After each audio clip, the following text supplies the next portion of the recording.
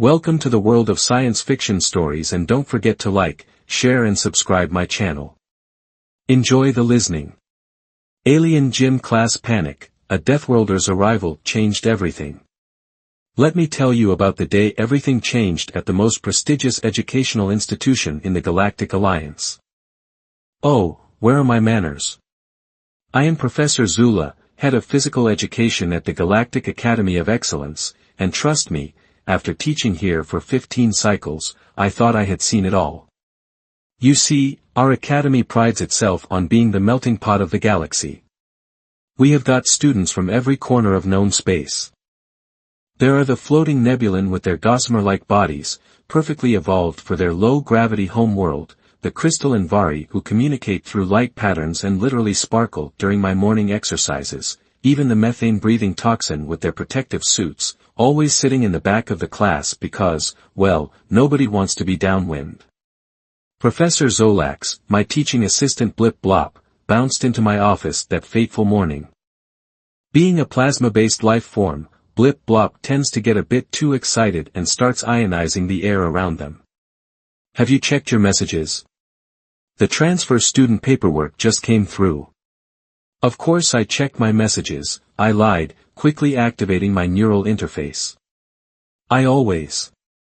Oh no. There it was, flashing in bright red, special accommodation notice, Deathworlder transfer student. Now look, I consider myself an enlightened being. I have got 3 degrees in xenobiology and even attended a seminar about human culture once, but a Deathworlder in my gym class.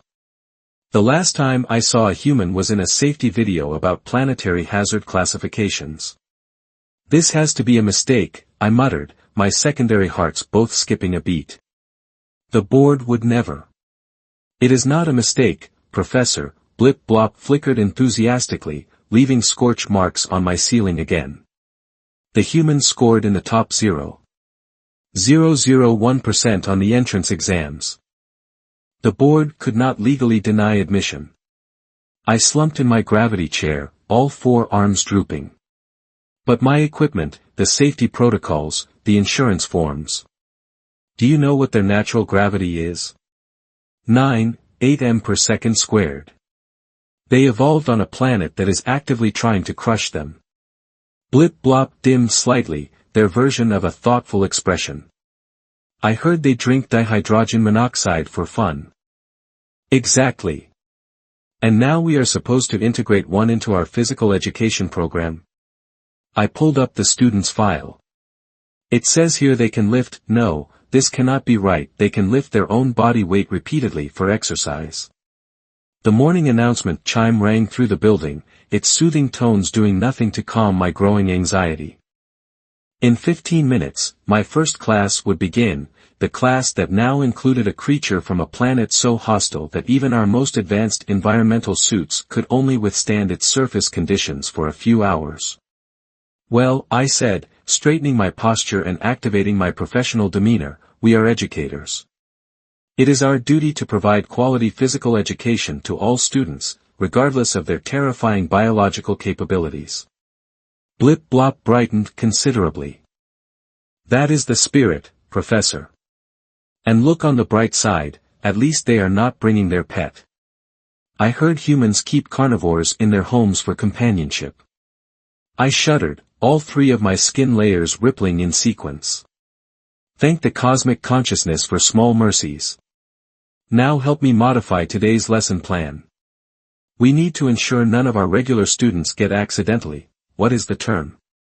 Ah yes, high-fived into oblivion.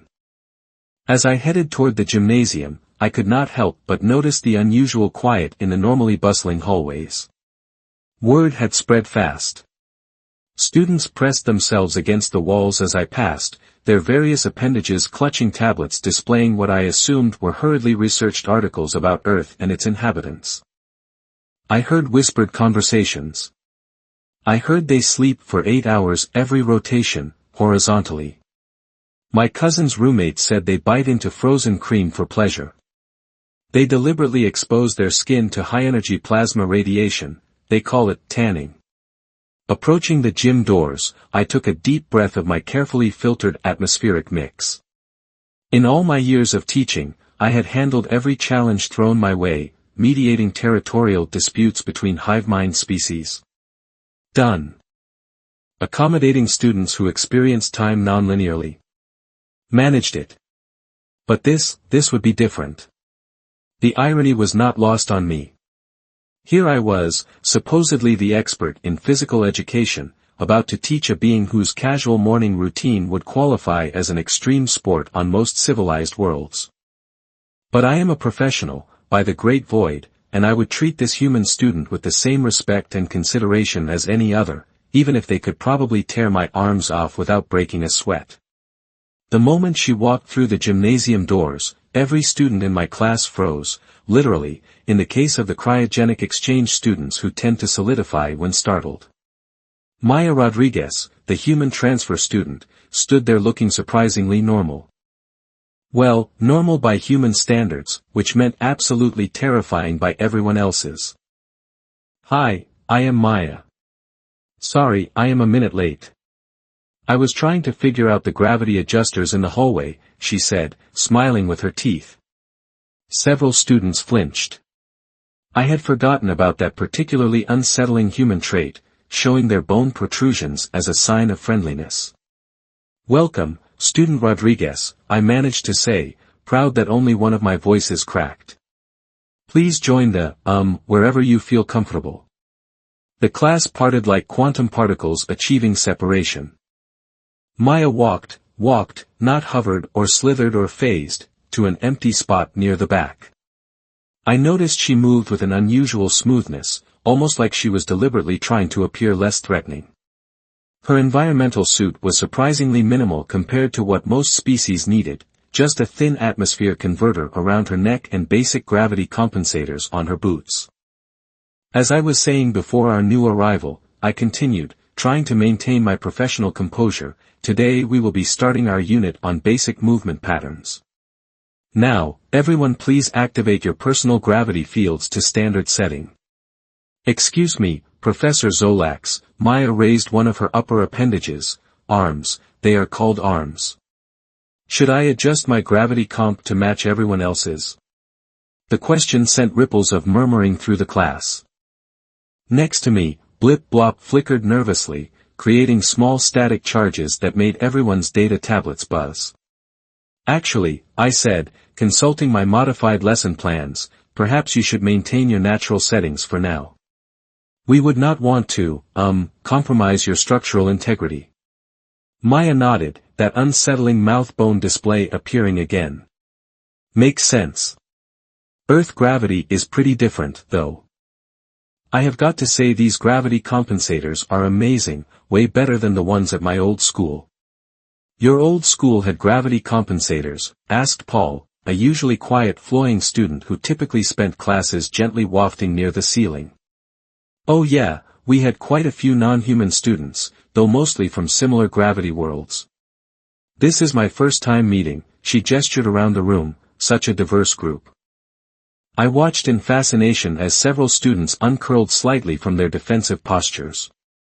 Leave it to academic curiosity to overcome primal terror. Even the toxin fear stench began to dissipate.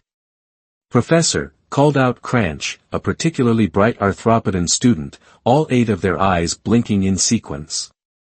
Is it true that humans can regenerate damaged tissue? Well, I began, but Maya jumped in with enthusiasm that made several nearby students levitate in alarm. Yeah, we call it healing. Watch this. She pulled up her sleeve to reveal a small mark on her arm. I got this scrape yesterday when I was moving my stuff in. It is already scabbing over. Give it a few days, and you will not even be able to tell it was there.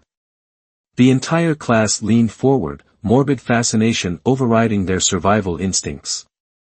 Even I could not help but be intrigued, the ability to repair physical damage without medical intervention. Extraordinary. But that means you have been walking around with an open wound, squeaked Zip Zap, Blip Blop's younger sibling who had been quietly ionizing in the corner. Oh, it is not a big deal, Maya shrugged, a peculiarly human gesture that made her whole upper body move. Besides, my white blood cells are already, oh, wait, maybe I should not talk about the microscopic warriors that live in my blood and attack intruders. Too late. 3 students fainted, their various species-specific emergency protocols activating with a chorus of beeps and whirs. The cryogenic students had to be quickly defrosted with emergency heat packs. Perhaps, I suggested hastily, all 3 of my speech organs working overtime to sound calm, we should focus on today's lesson. Now, everyone find your designated exercise spaces. The class shuffled, floated, and oozed into position, maintaining what they clearly hoped was a safe distance from Maya. I could not help but notice she had instinctively taken a spot near the reinforced wall section. Either she had read the safety protocols thoroughly, or humans had an innate understanding of structural weak points. I was not sure which possibility was more unsettling. Very good, I continued, activating the holo projectors. Today's warm-up will be simple stretching exercises, adapted for each species' unique physiology. Please follow the guidelines in your personal data streams. I watched as Maya followed along with the exercises, her movements controlled and precise. Almost too controlled. It reminded me of the time I had watched a documentary about apex predators stalking their prey, the way she could hold perfectly still, then move with explosive. No, bad analogy. Think peaceful thoughts, Zula. Think about your retirement plan on that nice gas giant moon. Still, I could not shake the feeling that we had only scratched the surface of what our new student was capable of. And judging by the nervous tentacle twisting and appendage ringing around the room, I was not the only one wondering what would happen when she really started to participate in class. After the initial shock of Maya's arrival wore off slightly, I decided to proceed with our scheduled fitness assessment. What could possibly go wrong? Besides everything. Everything could go wrong. Today's assessment will test your basic physical capabilities, I announced, trying to sound confident. We will measure endurance, strength, and coordination using standardized galactic metrics. Blip Blop helpfully displayed the assessment schedule on the holo screen, their excitement causing the image to occasionally flicker with static. First up, cardiovascular endurance. The class gathered around our state-of-the-art treadmill platforms, each equipped with environment-specific safety features. The Nebulan went first, their gaseous forms gracefully flowing through the anti-dispersion field. Next, the crystalline Valkyrie demonstrated their impressive lightspeed sprinting capabilities through the quantum tunnel track. Student Rodriguez, I called out, checking my modified assessment protocols for the 15th time, your platform has been reinforced and calibrated to Earth standard conditions. Maya stepped onto the platform, causing the gravity compensators to whir in protest. What is the goal here, Professor? Simply maintain your optimal locomotion speed for as long as possible, I explained. The system will automatically adjust to find your limits. Oh, like a regular treadmill. Cool. She started at a casual walk that nonetheless made the reinforced platform shudder slightly. The other students watched from what they assumed was a safe distance, though I noticed several of them had activated their personal shield generators. Increasing speed gradually, Blip Blop announced, their voice crackling with static excitement. Maya transitioned into what humans call a jog, her movements becoming more fluid. The platform safety systems were reporting all green, though I noticed the power consumption was significantly higher than normal. How are you feeling, Student Rodriguez? I asked, watching the readings with growing concern. Great. This is just my usual warm-up pace. Warm-up. The platform was registering forces that would have pulverized most species' locomotion appendages, and she was barely breaking a, oh no. Professor. Blip Blop flickered urgently. She is experiencing liquid loss through her dermal layer.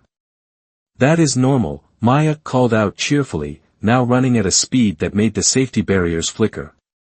Humans sweat to regulate body temperature. It is actually really efficient. Several students recoiled at the concept of voluntary liquid expulsion. The toxin began frantically checking their containment suits for leaks, while the Vicari vibrated at frequencies typically associated with extreme distress. "I think that is enough for the endurance test," I said quickly, making a note to requisition stronger equipment. "Let us move on to strength assessment." The standard strength test involved lifting weight spheres calibrated to each student's home gravity. The arthropodian impressed everyone with their ability to lift twice their body mass. The floatlings demonstrated their mastery of kinetic energy manipulation. Even the cryogenics managed to freeze and stack their weight spheres in an impressive display of thermal physics. Then it was Maya's turn. "These are the heaviest spheres we have," I explained apologetically, "designed for high-gravity species. Perhaps we should skip this station." "No worries, I will just do more repetitions to compensate," Maya said, picking up a sphere that took 2 arthropodans to move with one hand. The entire class gasped in unison, creating an interesting harmonic resonance that shattered 3 light fixtures. "Oh gosh, I am so sorry." Maya quickly put down the sphere, leaving a small dent in the reinforced flooring. "I forgot about the gravity difference. I can adjust my compensators." "No," the class shouted in unified terror. I quickly checked my neural interface for the next assessment. "Perhaps we should move on to coordination exercises."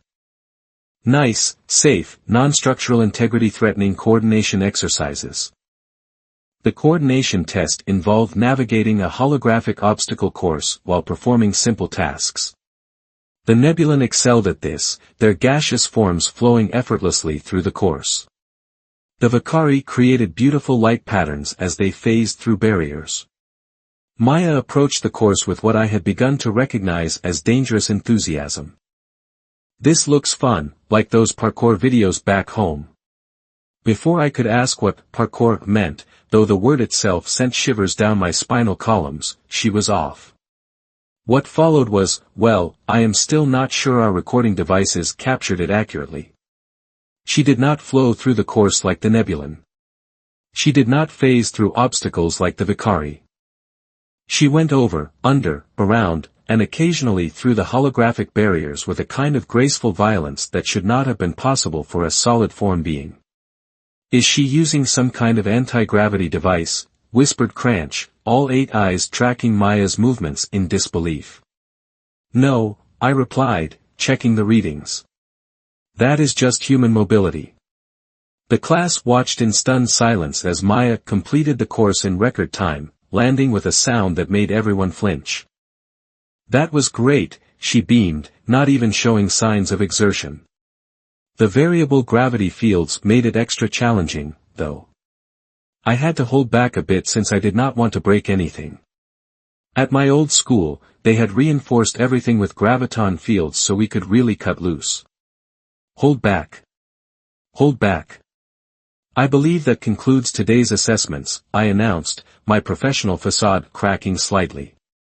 "Please review your personal data streams for your results and—" What is that sound? A strange rhythmic thumping was coming from the corner of the gym. We turned to see the toxin, still in their protective suits, repeatedly banging their head equivalents against the wall.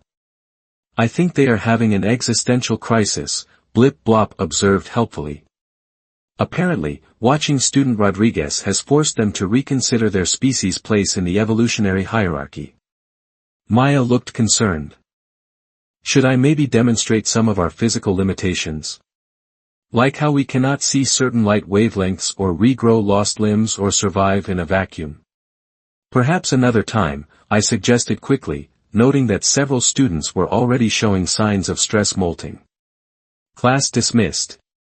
Please remember to defrag your neural pathways before next session. As the students filed, floated, and oozed out, I could not help but notice they gave Maya an even wider berth than before, not out of fear this time, well, not entirely, but out of a kind of horrified respect. "Professor?" Maya lingered behind, looking worried. I hope I did not disrupt class too much. I tried to stick to basic movements. Basic movements? By all that is sacred in the void, what did advanced human movements look like? Not at all, student Rodriguez, I lied through my vocal filters. Though perhaps for tomorrow's class, we should discuss the concept of holding back a lot more. Maybe even more than that. It was bound to happen sooner or later. After 3 days of watching Maya casually defy physics in gym class, Zorax the Magnificent, and yes, that is their actual registered name, decided to restore the honor of non-death world species everywhere. I challenge you to a contest of physical prowess. Zorax announced during our rest period, their bioluminescent patches flashing in what they probably thought was an intimidating pattern. Now, you should understand that Zorax comes from a species of competitive evolution champions. The Proxen had specifically engineered themselves over thousands of generations to be the peak of physical perfection. They had extra muscles, reinforced bones, enhanced reflexes, and enough natural performance enhancement glands to fail every drug test in the galaxy. Maya looked up from her water bottle, still making everyone nervous with that casual dihydrogen monoxide consumption. Oh, what kind of contest? A pentathlon. Zorax declared, their secondary and tertiary vocal sacs inflating dramatically. 5 events to test the full range of our capabilities. I should have stopped it right there, but I must admit my scientific curiosity got the better of me. Besides, Zorax's species had literally designed themselves to be the perfect athletes. Surely this would help demonstrate the natural limits of even death world biology. The whole school wants to watch, Blip Blop informed me, practically vibrating with excitement. The quantum physics class is already taking bets using probability calculations. And that is how, the next day, I found myself standing in our newly reinforced gymnasium, surrounded by what appeared to be the entire student body. Even the faculty had shown up, though they were pretending to be there in a purely supervisory capacity. First event, I announced, trying to keep my professional tone, the 0G agility course. This was Zorax's specialty. Their species had evolved, engineered themselves, in variable gravity environments. Sure enough, as soon as the gravity fields dropped, Zorax began moving through the obstacle course with incredible grace, using their multiple limbs to navigate with perfect precision. Incredible, gasped the watching crowd as Zorax completed the course in near record time. Maya stepped up next, looking slightly nervous for the first time since arriving. We do not have a lot of 0G training on Earth, but I did go to space camp once. What followed was not graceful, not precise, not elegant, but somehow, through sheer determination and what appeared to be a complete disregard for conventional physics, Maya pinballed her way through the course. She bounced off surfaces, used Newton's laws like vague suggestions, and somehow finished just 2 seconds behind Zorax. That is not possible. Zorax's bioluminescence was showing patterns typically associated with extreme confusion. You cannot just use random flailing as a legitimate 0G movement strategy. Yeah, Maya suggested helpfully, my instructors at space camp said the same thing, but hey, it works. Second event, I quickly announced before Zorax's color patterns could shift to the frequencies usually reserved for existential crises, underwater maneuverability. This time, Zorax absolutely dominated, their hydrodynamic body design perfectly suited for aquatic environments.